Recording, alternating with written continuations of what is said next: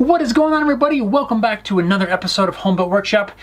This video was requested by you guys. This is a follow-up video to the video I recently put out about making a guitar template. We're going to talk about router bits that I use for making guitars. Stick around, check it out.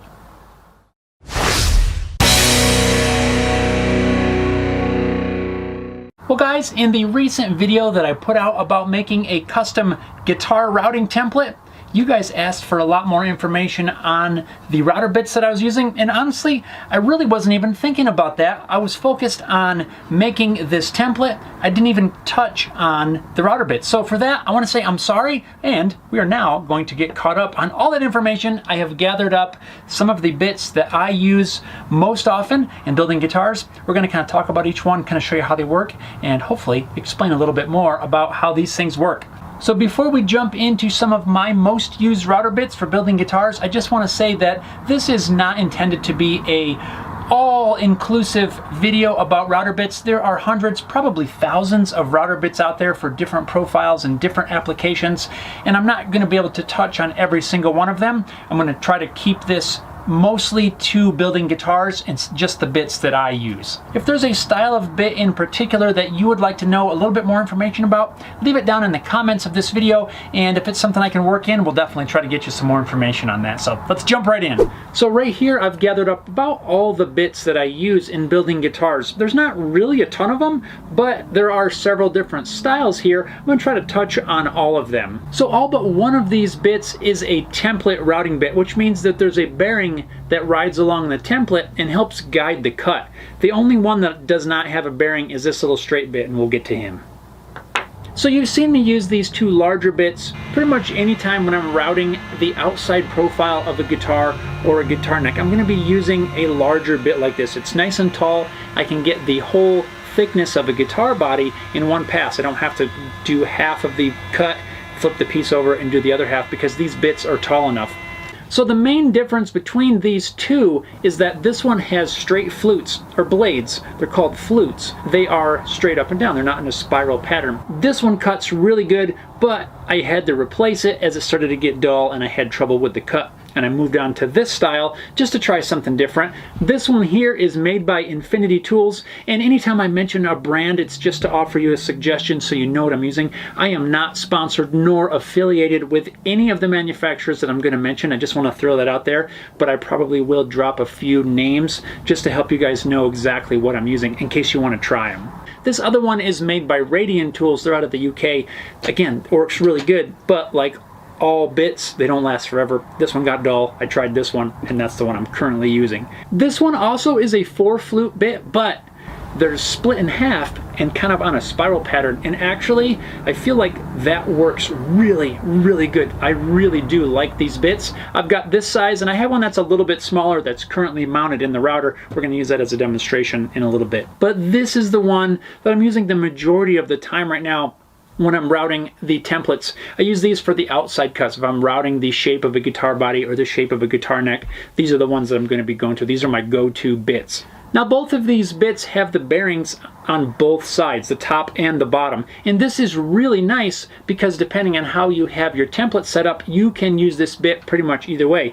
You can have your template right along the top edge or the bottom edge. It doesn't make any difference, and you're going to get the exact same results. It does save a little bit of time in trying to plan things out. No matter what way you set your template on there, you're going to be able to make it work with these bits. So if you're looking for a bit like this, try to find one with bearings on both sides. It does help out, and I've found that quite handy.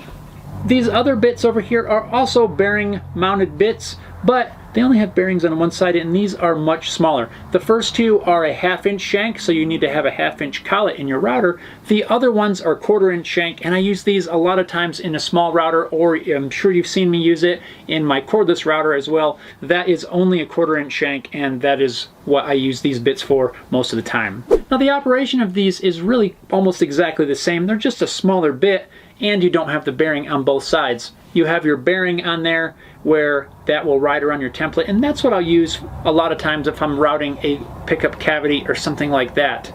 It will follow along on the inside, and these are a lot smaller so you get tighter profiles, but most of the time that's what I use. I like to have a couple different sizes of these, and really by size it's a little bit in the diameter, but mainly the height. This bluish one here is about a 1/2 inch diameter bit. It's made by Rockler. Again, not sponsored, but I've had pretty good luck with this one. It's starting to get a little bit dull, and I'm gonna have to replace this before too long, but this is a decent size for your first couple of passes because it's not so tall. You can only go so far with a bit in a template.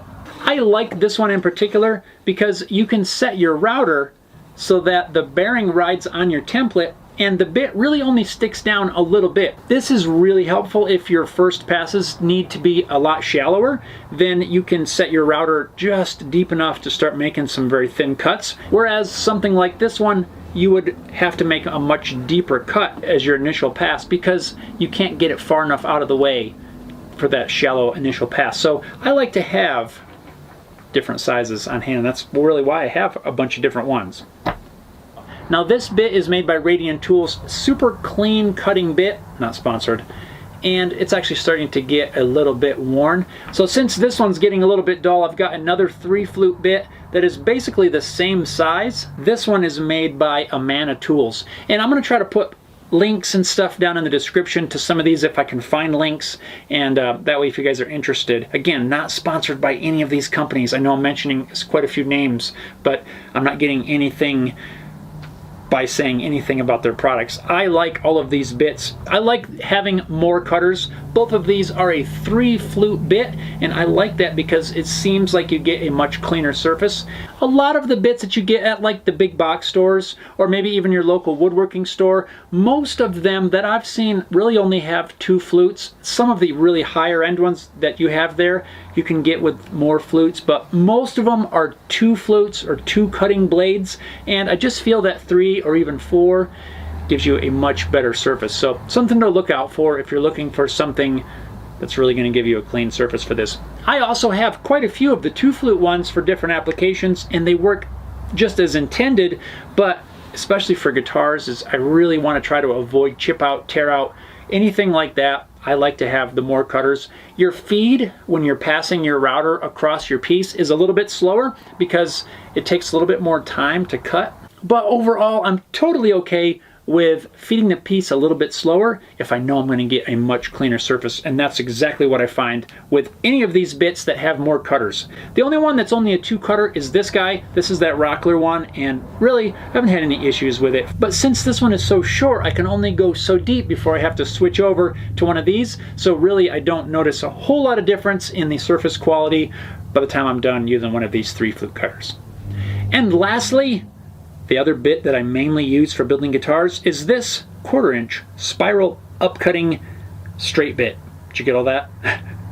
This one has no bearings, and really I use this only for cutting truss rod channels in my neck. Well, not my neck, but the guitar neck.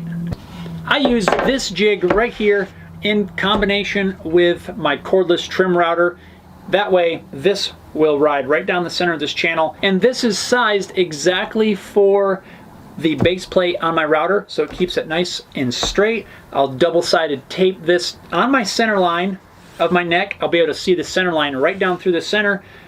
Double-side tape that in place, and then I can just make a pass until I get down to the depth I need. This bit works really good. I like the upcut because to me it seems like it helps pull the chips up out of there and keeps things from clogging up, and I've so far had really good results with this. This bit is made by Freud, and I actually have a couple of these because the tip on this one is chipped just a little, and as soon as that happened I thought I was going to have to replace it, so I got a new bit. But really I've been able to keep using this one, and so far it's working good, but I just know I have a spare for whenever that day comes. And still, it's still pretty sharp too.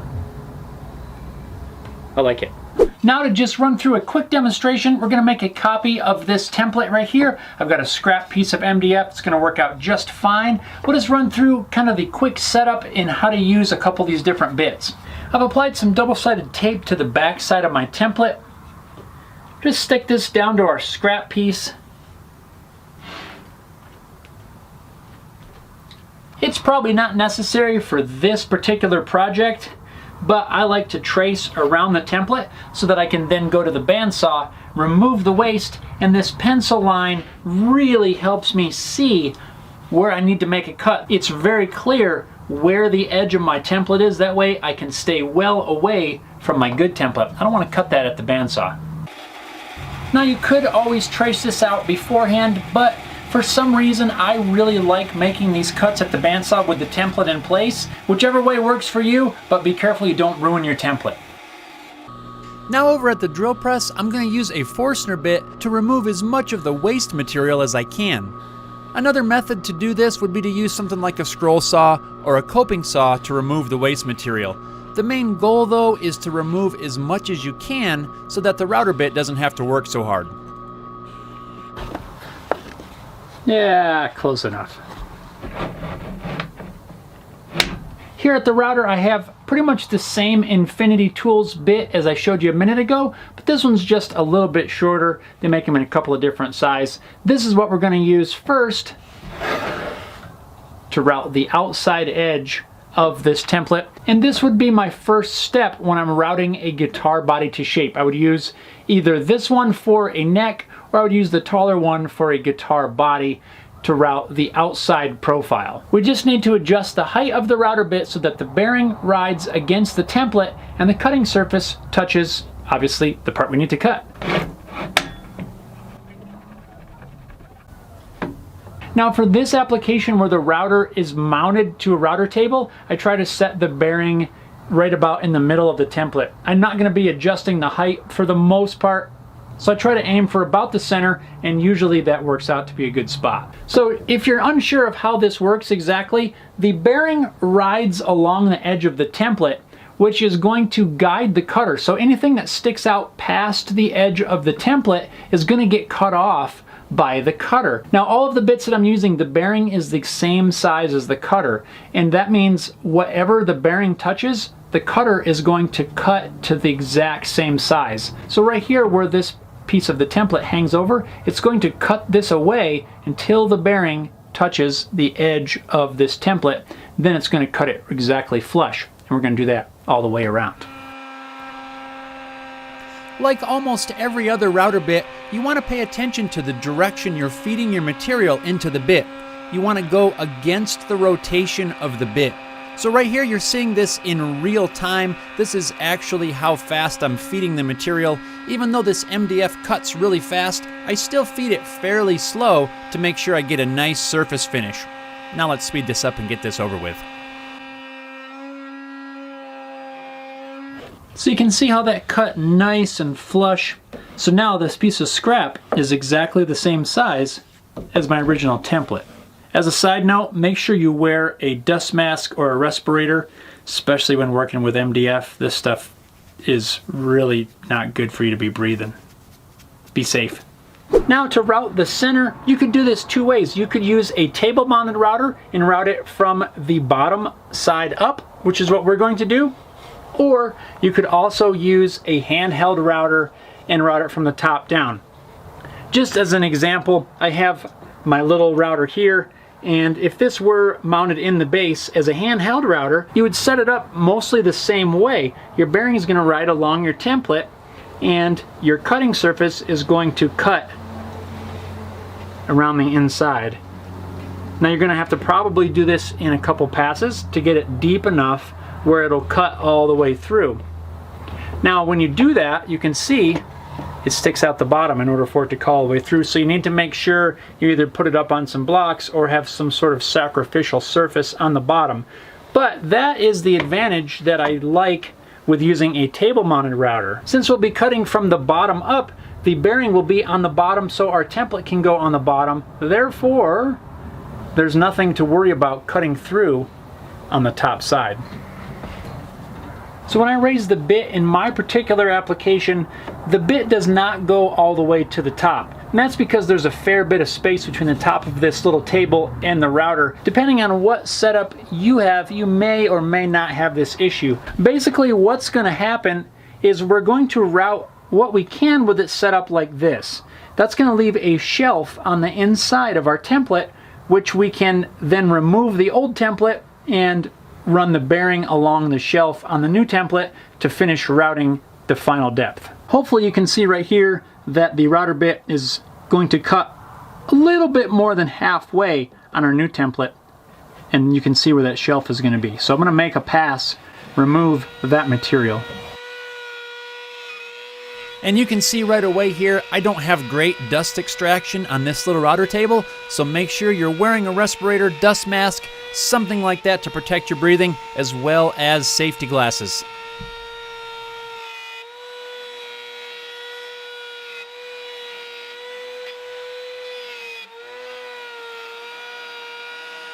So now if you look inside here, you can see we've routed part of our new template the same size as the old one, but it's left this shelf. So now we can remove the old template, and then this will now be our template surface for the bearing to finish routing this.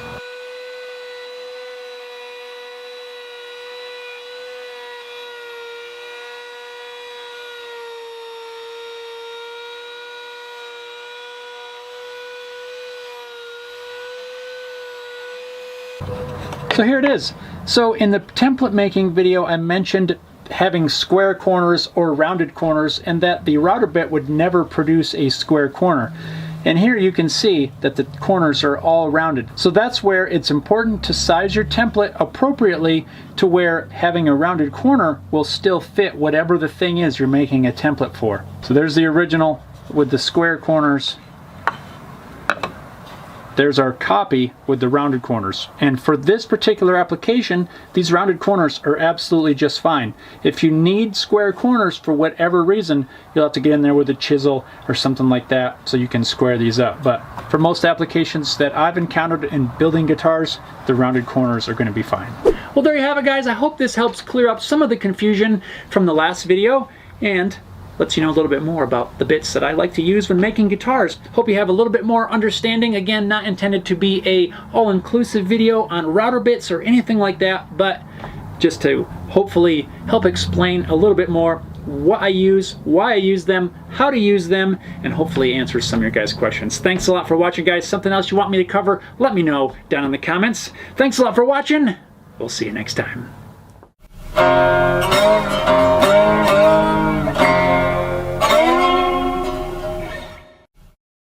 I'm sitting on a piece of a tree stump so I can try to be closer to the table to talk with you guys and still show router bits. Just because I don't have enough room in here to get a good camera shot, so I gotta sit in weird spots. Don't be afraid to let me know down in the description. Down in the description, the best part about getting a new router bit is peeling that rubbery, waxy stuff off there. What is this stuff? Some of you guys got to know exactly what this stuff is. Like, what is it made out of? Is it like a paraffin, actually a wax something? That's what I use the majority of the time. Is there a fly on me? Ow! Oh, I've been sitting there on that stump for like 25 minutes. Ow! Good grief. Ugh.